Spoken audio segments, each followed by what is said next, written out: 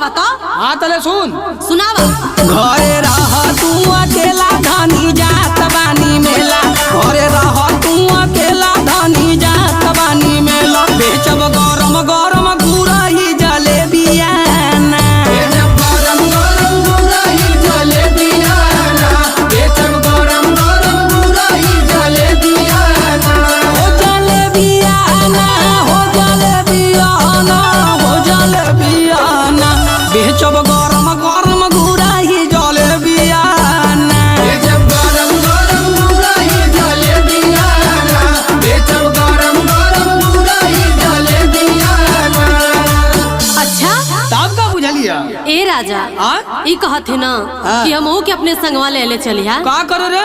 अरे तनी हमहू 2 पैसा कमा ले। का सुना सुना कहिया मोर घरे हो जाई लाबोर, सुना सुना कहिया मोर